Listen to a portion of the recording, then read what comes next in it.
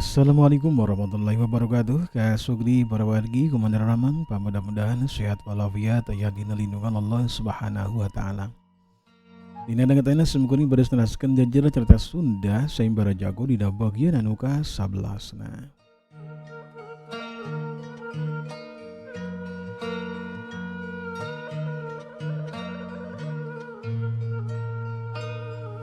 Sabadana santara mandi bahreksa jeung amburara katut nyilarasati oge marandi.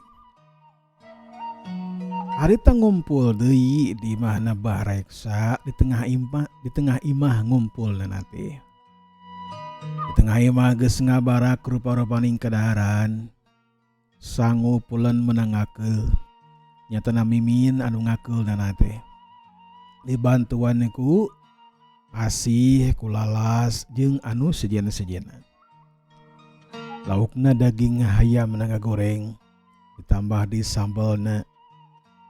Toel sambelna kaya ning suraung, poh-pohan jeung anu sejenna-sejenna.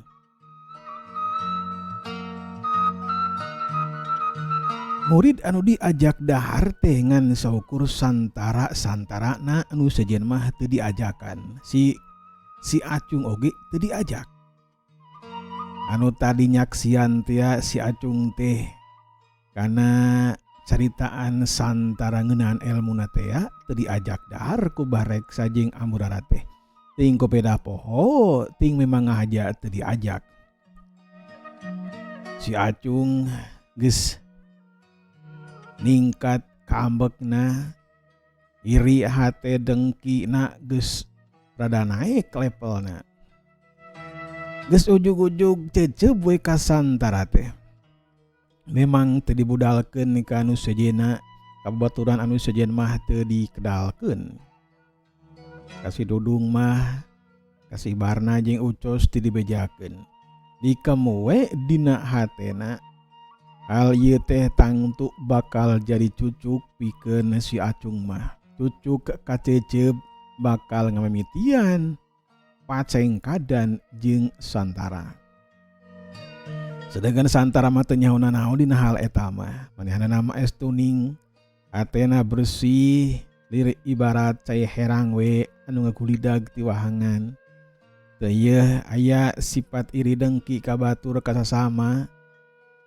Estuning suci bersih we santara mah. Rung be harita santara bahreksa amburara jeung nyilarasati barang dahar bala kecerakan. Murid anu sejenna seperti si Mimin oge teu diajakan dahar. Asih teu diajakan. Lalas jeung Sasa ge teu diajakan. Tapi murid anu eta mah geus ngarti. Santara da memang teu samingu samemehna oge rada onjoy teu nu sejenna ti murid-murid anu sejenna. Sok mineng kapergo ku Mimin santara teh dilatih ku bahreksa. Berang daharna nu opatan teh menikeun ka cacamuilan ponyok nakaranan kawantu geus lapar. Santara ge daharna teh ponyo sok sanajan aya kaera aya karempan oge lantaran dibaturan ku nyilarasati tangtu sok kabeh gurak kerikna oge teu leupas tina teutepanana. Tuk janggainya cing wareg dahar sok nyuk di dah sanguna dah. Benar jaru sok kayaknya sing. Coba tuh sing bebenangan dahar teh. Kawan tuh tas capek tadi ngalawanan si Juredeng si Epel. Nun abah oge ambu nun cekap. Santara harita nyebutkeun cekap cenah da memang manehna nama tara loba dahar. Sangkan naon, sangkan teu tunduh mun teu maloba-loba dahar tangtu bakal tunduh. Mun geus tunduh moal bisa ngontrol kana dirina jeung kana hal-hal anu sejenna. Pancangna carita para kaum dangu dahar lekasaan santara bahreksa amburara jeung nyirasati pindah we ka tepas. Sedengkeun sangu jeung anu sejenna dirawatan di kumimin sapara kanca. Rung harita ngobrol ngawadul, nyeritakeun itu, nyeritakeun ieu, wah pokona mah sagala dipedar. Sinikeun mangsa alam harita buki burit bae sakedeung da oge wanci magrib. tong geriat geus disada menikan kareang pate malancing pada baturna. Hayam jago oge harita geus baralik tipang ulinanana geus ngampi arasup kana kandangna masing-masing.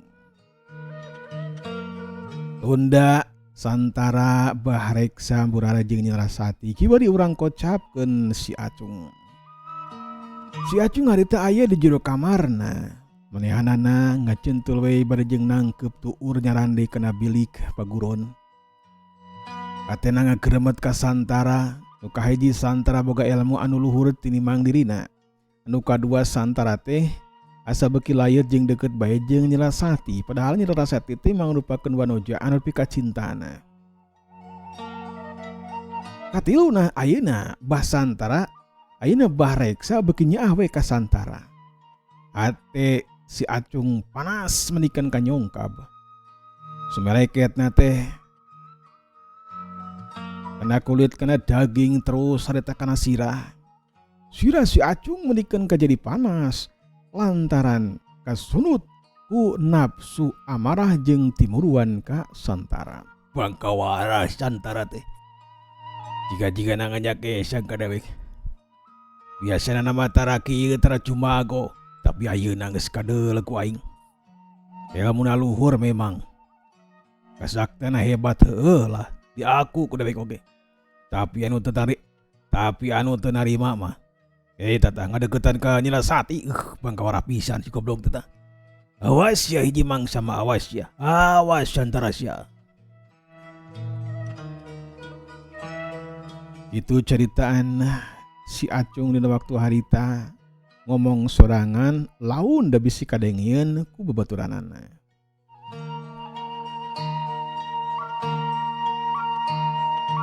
Si Acung memang sakamarna jeung Santara, kadang masuk di baturan ku Dudung.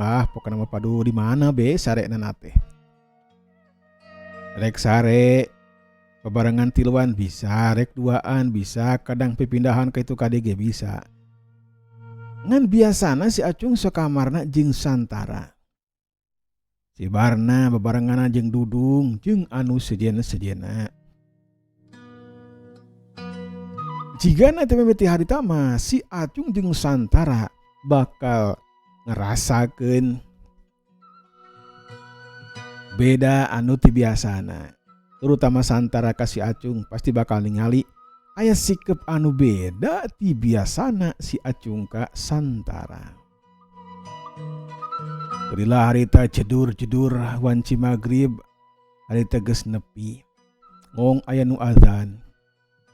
Jalma-jalma dieta lamurahnya tanda di lemur Cimalaka kalempang ngajungjug ka tajugna masing-masing. Santara oge harita geus kaluar ti imahna Bahreksa muru harita ka pancuran wudu terus indit harita ka tajug pikeun ngalaksanakeun salat magrib. Sedengkeun si Acung mah teu kaluar ti kamar estuning cicing bae manehna mah ngajajentul. Ngajalankeun kewajiban salat magrib teh geus embung, geus teu sumanget be, hatena ngait-ngait wae. Hatena ngait-ngait wae ka Santara jeung ka Nyirasati. Ka Santara ambek, ka Nyirasati sarua deh jadi kesel. Majar teh ngahajajakeun ayang deket jeung Santara.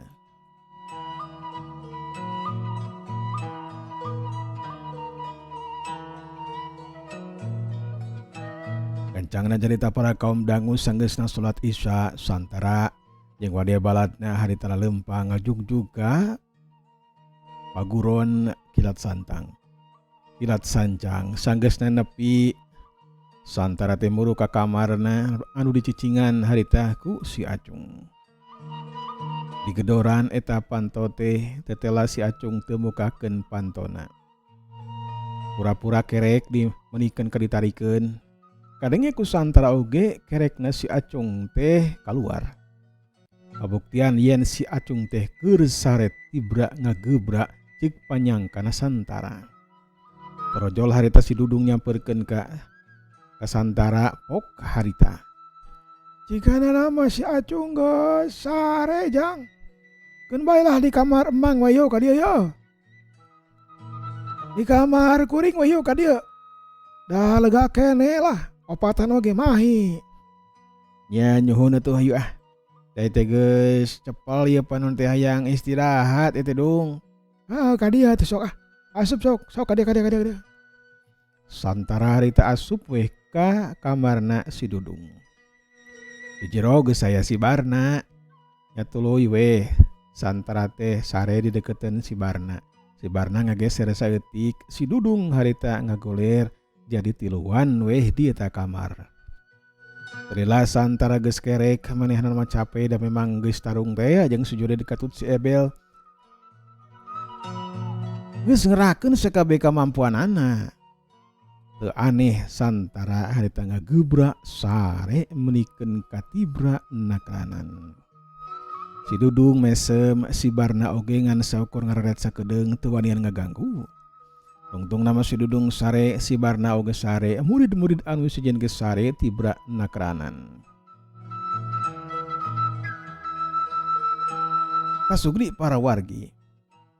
Panjangna mangsa alam peuting teu kacaturkeun dina ujaring carita kiwari urang kocapkeun dina mangsa alam isukna besok-besok. Si Acung dina isuk harita geus kaluar ti kamar. Manehanana teu liek langsung kaluar ti paguron ngajungjug ka imahna Bah Reksa. Si Acung dek nanyakeun ngeunaan tarung jago teh naha dituluykeun atawa dieureunkeun. Si Acung penasaran pisan aya ngajajal kana kamampuan elmuna santara. Jeung si Acung oge hayang nyobaan kana elmu anu geus kacangking ku dirina. Aya ngahijikeun elmu rampak sajati jeung kepret sancang. Aya ngahijikeun jurus kilat sancang jeung tenggelan sancang. Nah, naon anu bakal kajadian? Nah, bakal sarua kamampuan ilmu silat jeung santara atawa manehanana bakal ele atawa bakal malik eta kakuatan ka dirina. Hal ieu can dikanyahokeun ku si Acung ngan panasaran hayang tarung tutumpuran jeung santara. Satebina ka imana Bah Reksa. Ayeuna mukakeun panto tetela Amburara. Bu Amburara dititah ka jero si Acung teh bangun aya nu penting pisan. Aya naon Acung? Reka ambu hadawa ka siapa? Bedi ka Abah ambu menawi teu nuju wagelan. Henteu. Keur aya di dapur si Abah mah keur siduru. Ka dieu we ka dieu ka dapur. Ya mangga ambu, mangga. Si Acung harita nuturkeun ke Amburara. Tidela oge geus tepi ka dapur kasampak Bah Reksa memang kerdiuk dina jojodog barejing sidiang haneut. Aya raon Acung? Jiga anu dinas ya isuk-isuk geus datang ka dieu ka Abah ye. Sok tah diuk di dinya. Aya naon sok dinya dah. Gek si Acung teh diuk. Yang hareup kana hau anu eta seuneuna teh ngebebela. Di luhureun hau jigana teh keur nyangu soalna ngebul berjeng eta ambeuna memang sengit jigana biasna beas pandan wangi jigana mah teu Cianjur teh lantaran ka ambeuna menikeun ka sengit pisan. Kieu teh Bah bade tumaros ngeunaan tarung jago teh. Nah, tarung jago teh bade dilirenkeun atau napi bade diteraskeun? Oh, geura eta. Ya, tang tue rek dituluykeun. Da kabari mah kahalangan ku jalma jahat. Ya tanah si Junet jeung si Ebel. Keun rek dituluykeun engke ku Abah rek di bejakeun sakabeh murid yen dek nuluykeun ieu tarung. An meureun jujur da bagus moal bisa miluan tarung. Da leungeur apanan potong. Wabah ge candi tempo tah jujur da teh. Keuneng kira. Pokona Abah mun geus ti dieu pang neangkeun jujur da cina ka imah Abah ya. Keun ku Abah rek dijampe sugan we dikobul kudu kawasa. Mohon Bah kartos kitu ge. kartos pisan mun mangga. Sabadati dia mah rek di saur we sejurna teh malahan mah rek disarengan ku abdi. Ya lu sok atuh ka dieu tah. Aya bubuy sampe tah sok aja tah. Bareksa mikeun bubuy sampe anu tita tadi ngaguler. Eta bubuy sampe teh geus teu panas dan memang tita tadi geus ngagoler diguarkeun teu jero hauk ku bareksa. Si Acung da memang lapar, manehna mah teu dahar heula sameme sare teh. Kari-kari hade tadi bere bubuy sampe atuh puguh we menikeun kategep pisan. Langsung we si Acung teu ngaregamangkeun bubuy sampe.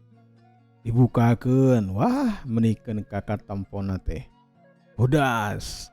Pasti we bulan jeung pungkil eta sampe teh. Camuil si Acung harita barang dahar, bareksa oge barang dahar. Ngancana cerita para kaum dangu sabadana si Acung dahar sampe, si Acung amitan kepareksa dijinan kaluar ti imahna ngan ulah poho cenah si Jurna ajak deui ka imah. Si Acung kaluar ti imahna bareksa muru ka baguron. Asup we ka kamarna si Jurna. Kasampak si Jurna teh berauh-auhan we manehna teh hahargungan. Kalabah leungeun anu potong harita dibangker ku lamak atawa ku kain. Parejeng diaiskeun sangkan ulah kagentus-gentus, ulah nepikeun ka eta leungeun teh dikepat-kepat bakal nyeri kacida.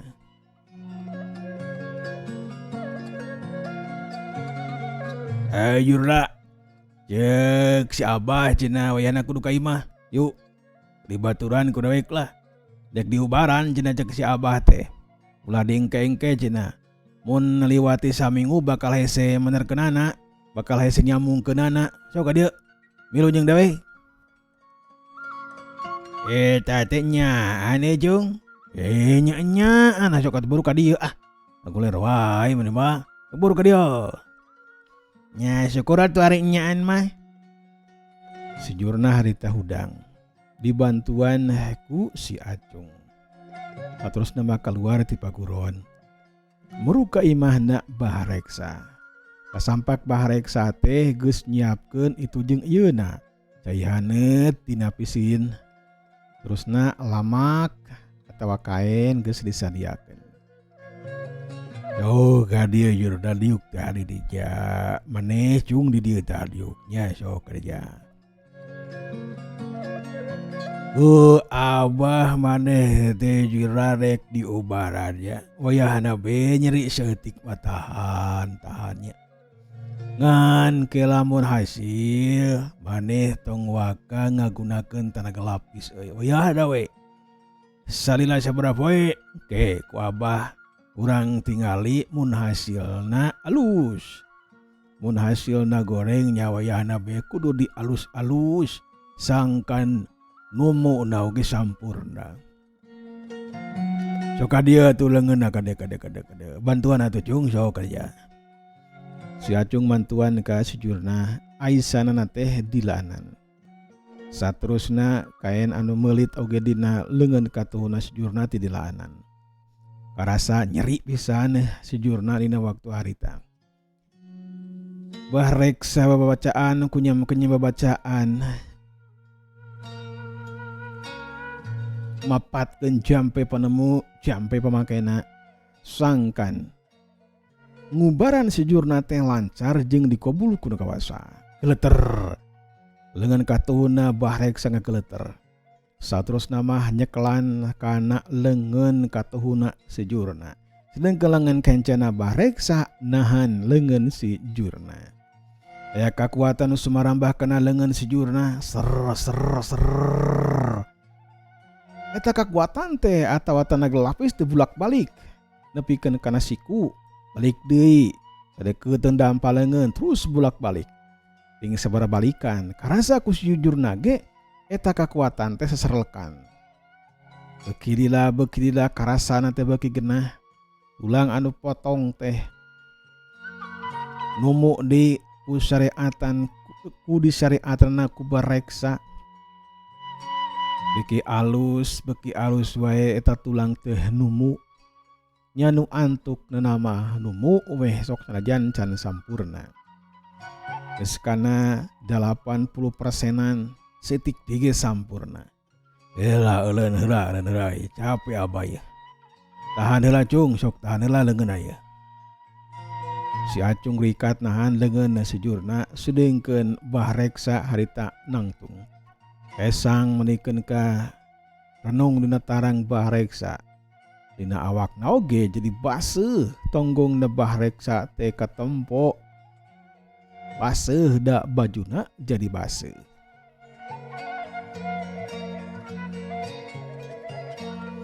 Saterusna bah reksa ngubaran deui leungeun sejurna seetik deui 20%-an deui. Dikeureuh mah tetela bisa we.